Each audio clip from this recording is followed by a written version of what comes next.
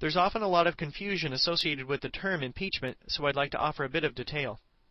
The Constitution identifies a two-step process for the removal of an official like the President or a federal judge.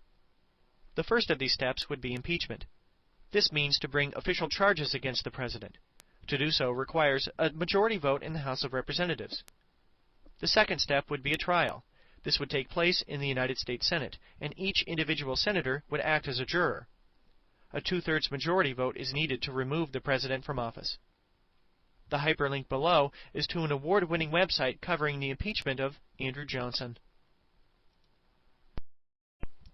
Johnson was impeached by the House of Representatives in 1868. However, there were not enough votes in the United States Senate to remove him from office. While he did remain president, he was largely ineffective in gaining support for his programs in Congress. So in many ways, after his impeachment, it was members of Congress who controlled Reconstruction. We see a new shift in Reconstruction in 1868 with so-called radical or congressional Reconstruction. Following Johnson's impeachment, radical Republicans began to pass legislation designed in part to punish the South. One of the best examples of Congress asserting its authority over the President can be seen with a series of Reconstruction Acts. The first passed in 1867, but was followed by similar additional bills in 1868.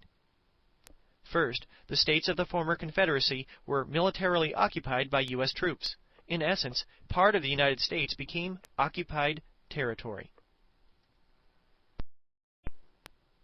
This map does a good job of identifying the 5 military districts into which the South was divided and militarily occupied. Only one state escaped this occupation, and that was Tennessee.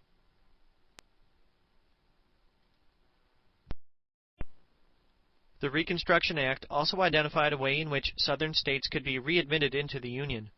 In order to return, they were required to ratify the 14th Amendment. The reason why Tennessee escaped occupation was that it had already ratified the amendment in 1866. Another important topic associated with radical or congressional Reconstruction would be the so-called Civil War amendments, numbers 13, 14, and 15. Each of these amendments address the status of former slaves following the Civil War. A partial text of this groundbreaking amendment to our Constitution is included below. However, simply put, the 13th Amendment outlawed, or prohibited, slavery.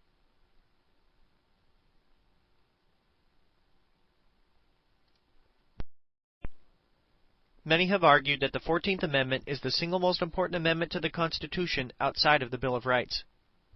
It did a variety of things. First, it ensured former slaves would be considered citizens, as it declared that all persons born in the United States were citizens of the United States. Secondly, it guaranteed equal treatment under the law for all citizens.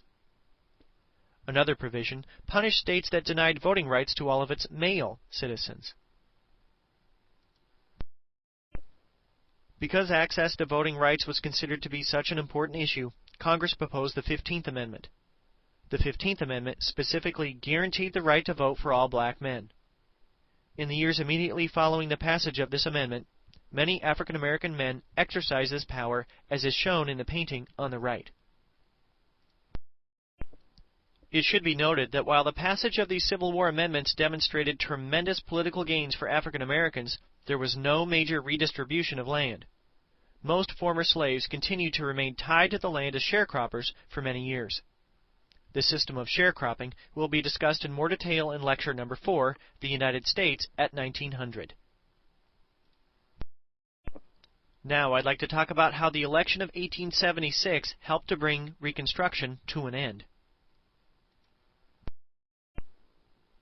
Reconstruction came to an end by 1877 as a result of a political deal involving the presidential election in 1876.